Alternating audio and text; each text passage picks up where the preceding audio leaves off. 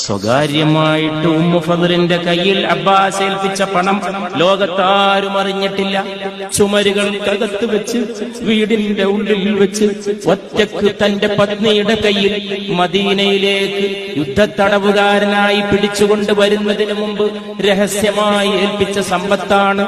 എല്ലാ രഹസ്യങ്ങളും അറിയുന്ന ആലിമുൽ ഗൈബായ അല്ലാഹു അവന്റെ റസൂലിനെ അറിയിച്ചു കൊടുത്തപ്പോ റസൂല് ചോദിച്ചു, ഉമ്മു ഫദ്ലിന്റെ കയ്യിലുണ്ടല്ലോ കുറച്ച് പണമേൽപ്പിച്ചു കൊടുത്തിട്ട് അത് തന്നാൽ മതിയല്ലോ മോചനദ്രവ്യത്തിന്. അബ്ബാസ് ഞെട്ടിപ്പോയി.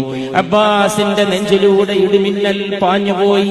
ഒറ്റക്ക് ചുമരുകൾക്കുള്ളിൽ വെച്ച്, വീടിന്റെ ഉള്ളറയിൽ വെച്ച് തന്റെ പത്നിയുടെ കൈവശം ഏൽപ്പിച്ചു കൊടുത്ത ഈ സ്വകാര്യ സമ്പത്തിന്റെ വിവരം അങ്ങേക്ക് അറിയുമെങ്കിൽ അങ്ങ് സത്യമായും അല്ലാഹുവിന്റെ റസൂല് തന്നെ അഷ്ഹദു അല്ലാ ഇലാഹ ഇല്ലല്ലാഹ് വഅഷ്ഹദു അന്നക തീർച്ചയായും അങ്ങ് അല്ലാഹുവിന്റെ ദൂതനാണ്.